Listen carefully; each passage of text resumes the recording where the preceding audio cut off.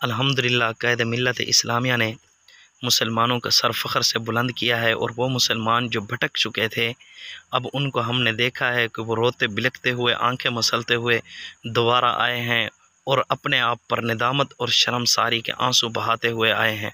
तो अब जो बताना चाहता हूँ वो ये है कि 2 दिन पहले इमरान खान साहब ने एक पेपर पकड़ा जिसके ऊपर सर्वे दिखाई जा रहे थे कि जी 70% इंसान इमरान खान के साथ हैं। तो अभी आपको वही मुकाबला दिखाने जा रहा हूँ जो लाइव चल रहा है, कि जिसमें ये पूछा जा रहा है कौन सा लीडर ज़्यादा ताकतवर है। उसके अंदर कमेंट्स के ज़रिए बताना है। नंबर 1 भी है, नंबर 2 भी है। 1 नंबर इंसान मौलाना फजलुर रहमान है, 2 नंबर इंसान इमरान खान है। और ये हकीकत है कि मौलाना फजलुर रहमान 1 नंबर बंदा है, इमरान खान 2 नंबर बंदा है। मौलाना फजलुर रहमान साहब की जो बात होती है वो एक ही बात होती है, इमरान खान की बातें 2 ही होती हैं, इसीलिए यूट्रॉन मास्टर इसका नाम भी रख दिया गया था। और मौलाना साहब की अहमियत का आपको अंदाज़ा बतलाता चलूँ, एक डॉक्टर ने जिसका ताल्लुक़ इंडिया से है, उसने मेरे साथ रब्ता किया। तो मैंने कहा भाई आप हमसे क्यों मसाइल पूछते हो जबकि आपके पास दारुल उलूम है मजहबी मसाइल को पूछने के लिए, और आपके पास सियासी लीडर असदुद्दीन ओवैसी साहब हैं, उनसे आप क्यों नहीं रब्ता करते, उनकी पार्टी वालों के साथ क्यों नहीं रब्ता करते। तो वो मुझे कहने लगा आप असदुद्दीन को भी ले जाएं और दारुल उलूम को भी ले जाएं, सिर्फ मौलाना फजलुर रहमान साहब हमें दे जाएं। अब देखें जितने भी कमेंट्स आ रहे हैं ये सारे वो लोग हैं जो पठान हैं, इनमें पंजाबी लोग बहुत कम हैं। और जो मौलाना फजलुर रहमान साहब पर बातें करने वाले हैं तो वो पंजाबी ज़्यादा हैं, सपोर्ट करने वाले पठान ज़्यादा हैं, बातें बनाने वाले पंजाबी ज़्यादा हैं। कल असर की नमाज़ के बाद मस्जिद के अंदर मुझे एक शख्स मिला जिसकी उम्र 35 साल थी। वो आकर मौलाना साहब के मुताल्लिक बातें करने लगा।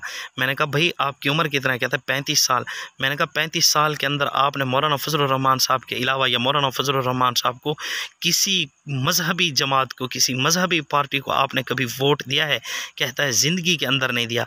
मैंने कहा फिर तू बता तेरे अंदर मज़हब की कितनी गैरत है, तेरे अंदर मज़हब का कितनी फ़िक्र है, तेरे अंदर मज़हब के लिए कितनी लगन है, कितना मज़हब के तू खैर ख़्वाह है।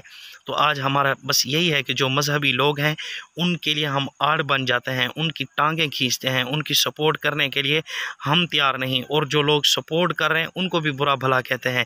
वगरना क़ायद मिल्लत इस्लामिया ने जो काम करके दिखाए हैं, अगर इनके सर के ऊपर कोई दाढ़ी पगड़ी ना होती तो इनको ऐसा क्रेडिट मिलता कि पूरी दुनिया याद रखती। और किसी मौलवी को ये ज़ेब नहीं देता कि वो दाढ़ी रख कर सर के ऊपर पगड़ी सजाकर ऐसा अपना कायद और हुक्मरान बनाए, अपना ऐसा लीडर बनाए जिसकी ना दाढ़ी हो ना पगड़ी हो, दाढ़ी ना मूछ, इस्लाम के मुताल्लिक कुछ ना पूछ। ये उसको ज़ेब नहीं देता जो आलिम दीन है, और वो क्या है, किसी ऐसे इंसान के मातहत लगे जिसको दीन इस्लाम के मुताल्लिक कुछ पता नहीं। मौलाना फजलुर रहमान साहब जनाब नबी करीम सल्लल्लाहु अलैहि वसल्लम के वारिस हैं, इसलिए हम वरासात जितने भी हैं उलमाए किराम, उनकी ज़िम्मेदारी बनती है कि हम जनाब नबी करीम सल्लल्लाहु अलैहि वसल्लम के सच्चे वारिस हज़रत मौलाना फजलुर रहमान साहब का साथ दें, मौलाना फजलुर रहमान साहब की सपोर्ट करें। और हकीकत यह है जितने भी जय्यद उलमाए किराम हैं वो मौलाना फजलुर रहमान साहब की सपोर्ट के अंदर हैं।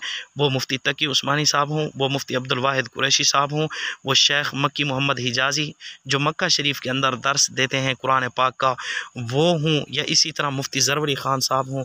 मुफ्ती ज़रवरी ख़ान साहब तो फरमाया करते थे कि हमने तो बुखारी पढ़ी है, 40 साल दारुल हदीस के अंदर बैठकर बुखारी शरीफ पढ़ाना और 40 मिनट असम्बली के अंदर बद्दीनों के साथ गुफ्तगू करना, तो वो 40 मिनट क्या है, बेहतर है। और इसी तरह मौलाना अताउल मोमिन साहब जो कि अताउल्लाह शाह बुखारी के बेटे हैं, वो शेख सिद्दीक़ साहब का इतिमार जारी करने के लिए गए, तो हज़रत शेख सिद्दीक़ साहब रहमतुल्लाह